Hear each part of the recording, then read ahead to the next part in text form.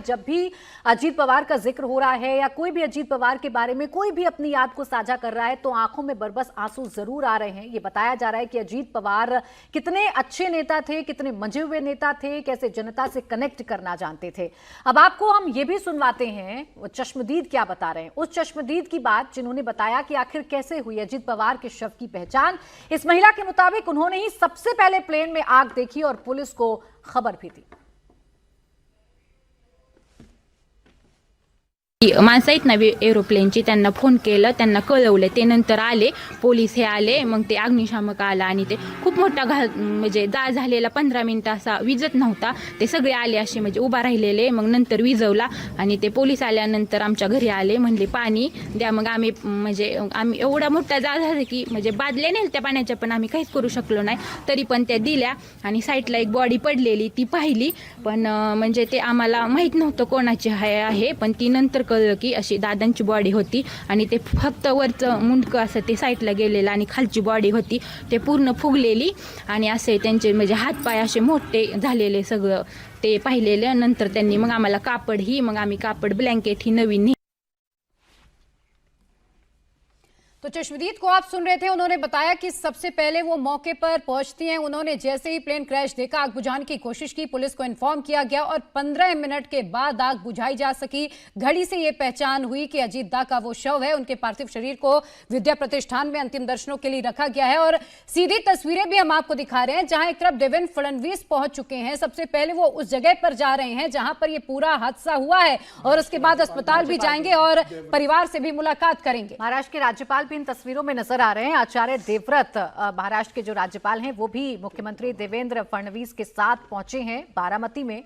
और पूरी की पूरी सरकार भी शौक में है, पूरा का पूरा महाराष्ट्र भी शौक में है। किसी को यकीन नहीं हो रहा कि अजीत पवार जो पूरी तरीके से राजनीति में सक्रिय थे, कार्यकर्ताओं से मिल रहे थे, आज भी चुनाव के लिए उनको रैलियों को संबोधित करना था, वो अब हमारे बीच में नहीं है। और देखिए अजीत पवार और देवेंद्र फडणवीस के रिश्ते के बारे में अभी आप बता रहे थे समीर जी, वो देखिए ना चेहरे पर वो जो शोक है वो साफ तौर पर दिख रहा है, वो गम साफ तौर पर दिख रहा है कि आज अपने टीममेट को, अपने मित्र को, एक दमदार मित्र को खो दिया है देवेंद्र फडणवीस।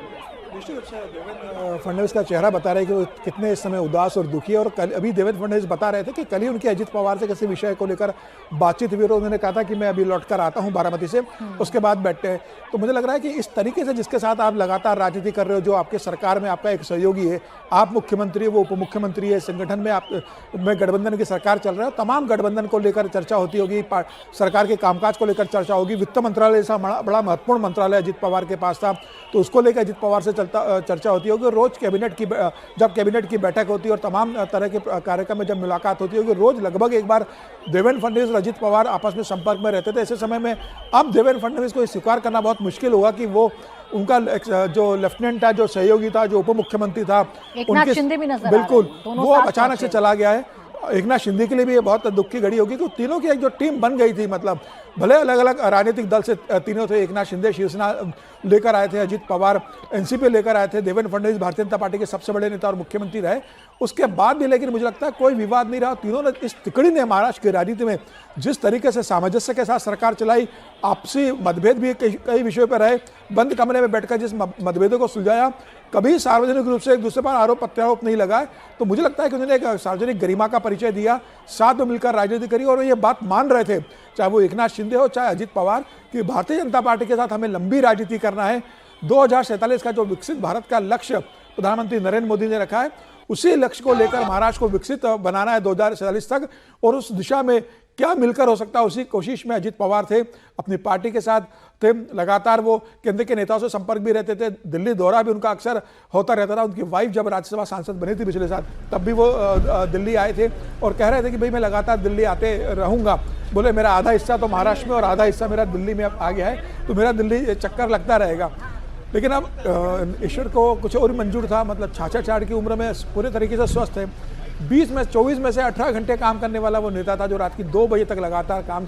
करते थे, सुबह 4 बजे उठ के वो काम करते थे। और आप देखिए ना, 8 सवा 8 पे ये घटना घटी है, इसका मतलब सुबह 6 बजे वो निकले होंगे घर से उठ के, तो लगातार काम करने वाला नेता रहा है और अचानक से वो इस तरीके से चले जाए, तो इतना बड़ा शून्य महाराष्ट्र की राजनीति में उत्पन्न हुआ है। इतना बड़ा नेता महाराष्ट्र का और मराठाओं का इतना बड़ा नेता, पश्चिम महाराष्ट्र का इतना बड़ा नेता अचानक चला जाए, अब मुझे लगता है कि ये मतलब पार्टी को उभरने में एक लंबा समय लगेगा, लेकिन इतना है कि अजित पवार का जो स्थान था महाराष्ट्र की राजनीति में, जो एनसीपी में स्थान था, वह कोई दूसरा स्थान नहीं ले सकता। ठीक है, अब उनकी पत्नी पार्टी को संभालेगी, उनके बेटे संभालेंगे, शरद पवार पार्टी को मर्ज करके एक अभिभावक के रूप में अब परिवार को संभालने की कोशिश करेंगे, लेकिन परिवार को भी इस सदमे से उभरने में एक लंबा समय लगेगा और राजनीतिक रूप से भी पार्टी को इस उभरने में एक लंबा समय लगने वाला है। समीर जी, हमने हाल ही में देखा था कई बयानों को लेकर भी अजीत पवार विवाद भी पैदा हुआ, उनके नाम को लेकर विवाद पैदा हुआ और खासतौर पर कुछ महीनों पहले उन्होंने एक किसानों की कर्ज माफी को लेकर भी बयान दिया था। वो बड़ा सवालों के कटघरे में खड़े हुए, लेकिन इसके इतर फिर भी जनता ने बार बार उन पर भरोसा व्यक्त किया।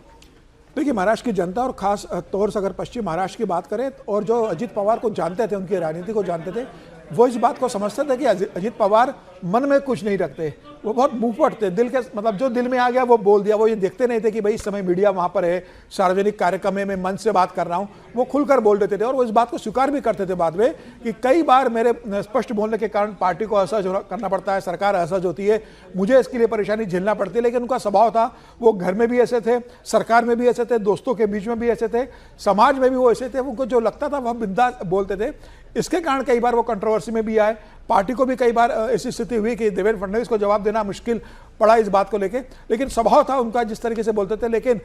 इसी स्वभाव के साथ उनको स्वीकार किया गया था महाराष्ट्र की राजनीति में। तमाम तरह के बयान देने के बाद ही वो महाराष्ट्र के एक बड़े नेता बनकर निकले। उनको इस बात का जरूर दुख था कि जिस बारामती के लिए उन्होंने उतना किया, वहां से उनकी पत्नी चुनाव हार गई। उनको इस बात का भी दुख था कि 2019 में मावल से उनके बेटे ने जब राजनीतिक डेब्यू करने की कोशिश की पार्थ ने, तब वो पार्टी से अलग नहीं हुए थे, तब वो तो शरद पवार के साथ ही थे, तब उनका बेटा चुनाव हार गया। और अभी जब उनकी वाइफ राज्यसभा गई थी तो मेरी उनसे मुलाकात हुई थी अजित पवार से, तो मैंने उनसे कहा था कि अब आपका थोड़ा दुख कम हो गया होगा, वाइफ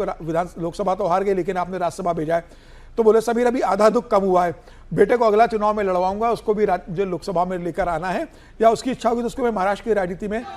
सक्रिय करूंगा।